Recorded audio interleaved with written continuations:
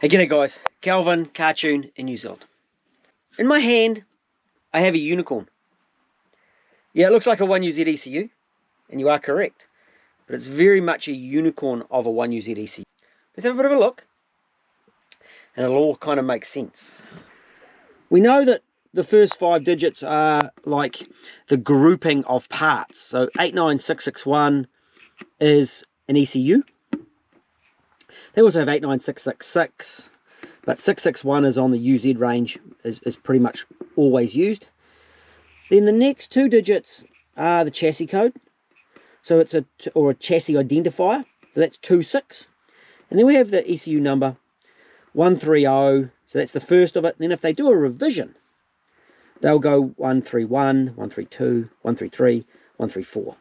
So you really know they had a problem with the ECU if they get to 4s or 5s on that last digit. But what is this 26? 26. So a 26 happens to be Hiace van, very commonly used as the chassis identifier. No, my camper van is not a UZ powered camper van. The ECU is out of a factory UZ powered Hiace. Toyota didn't make a whole lot of them, and they were commonly used as ambulance. I happen to have a customer who recently purchased one. He is going to be turning his into a camper van, I believe. But in the meantime, he's giving it a sort out to make it as reliable as it could be.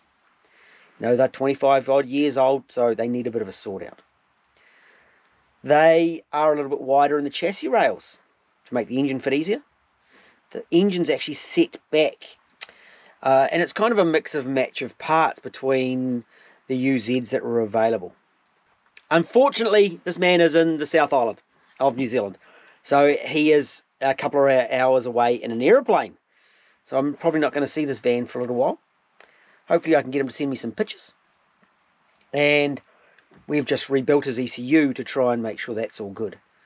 Hopefully we caught it in time. There was quite a bit of damage. Leaky cap, giving the board quite a bit of a corrosion. So it's had a sort out. We're going to cross our fingers a little bit.